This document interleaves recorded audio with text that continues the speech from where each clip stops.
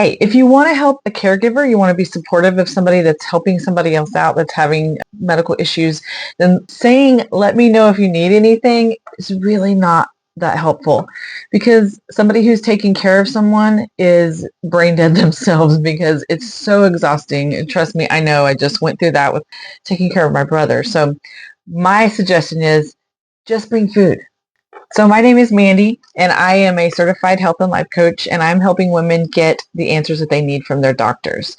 So if you've ever watched someone you love take care of somebody else, or you've been that caregiver yourself, then you know that food is way more than just about eating, right? It's comfort, it's survival, it's one less decision if somebody's bringing it or fixing it for you. It's one less decision that you have to make in a day that's filled with way too many decisions that you have to make. I helped care for my brother, like I said, with my mom for about 15 months.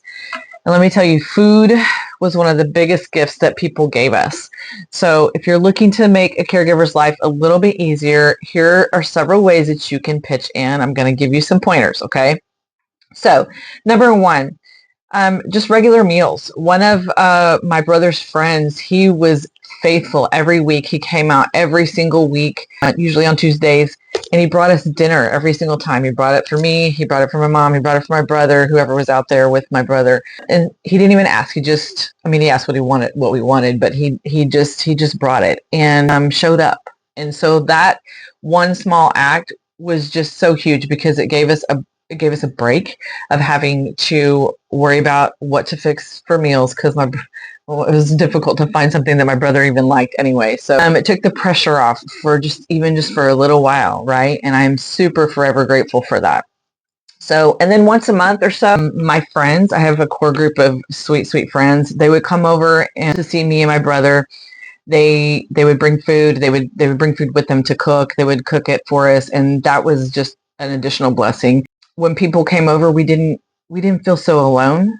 We didn't feel so isolated on this journey, because when you are caregiving for someone, it can feel extremely isolating for the person that's being cared for and for the caregivers themselves. So those are a couple of things that really, really helped us out whenever people brought food over so that we didn't have to sit there and worry about what we were going to eat.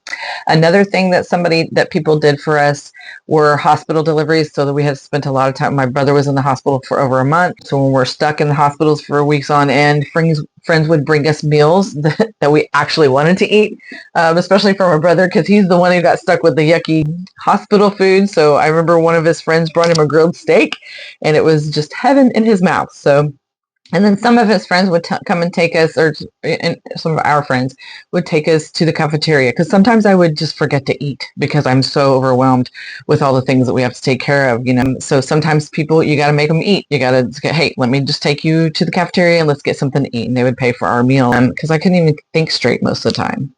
Then another thing a cousin did for me, she sent me a digital gift card, and this is really good for, especially if you can't be there in person, you can send them a DoorDash card or something like that. It was a huge relief for me. And this is really good for if you're really unsure what to bring, or maybe you don't cook, or maybe you don't have time to cook or whatever, but you definitely want to help feed them, then this is a really easy win, okay? By the way, I do have a DoorDash referral link below. You can get $5 off your first $20 order if you use that referral link. So anyway, so that was a huge thing for me. Whenever I would be able to come home, Mom and I would take turns sometimes. And so when I would come home, I would just be like a slug on the couch, and there was no thinking about what am I going to eat or how am I going to get it, whatever. And I would just pull up my laptop and order something, and there it would be at the door. So that was a huge, huge blessing for me. Another thing that you can do, this is is some batch cooking.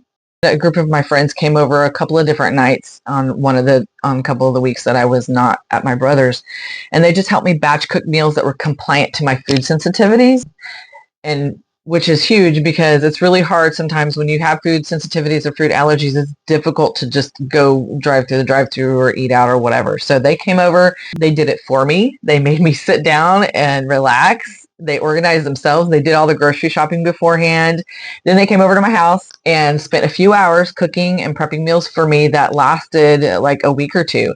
And it was such a huge, huge relief, such a weight off my shoulders. Plus, I got to spend time with my friends and laugh, a little bit in the midst of all the fog and all the stress.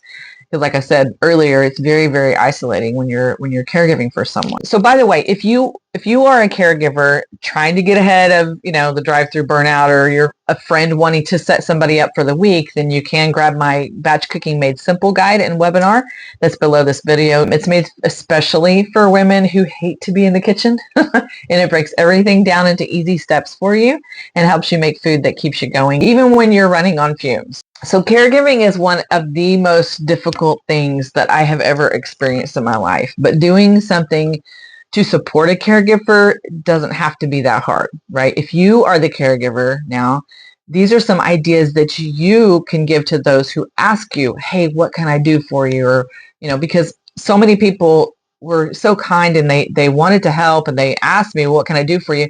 A lot of times I just didn't know. I didn't know what to tell them. I was so out of it. I was so tired. I was so exhausted. I couldn't even think. So I know that people mean well and they want to do for you. They want to help you, but sometimes they don't know what to do. So this gives you some ideas that you can tell them. Hey, what about, doing one of these things that I've just mentioned? So don't be afraid. If you're a caregiver, don't be afraid to ask for help. It's super important to ask for help because you just cannot do this by yourself. I could not have done this on my own. And if you know somebody who's a caregiver, then showing up for them in one of these ways will be a huge, huge blessing for them, just like it was for me. There are more ideas on how to support caregivers that are coming in my next videos, so stay tuned and I'll see you in the next video.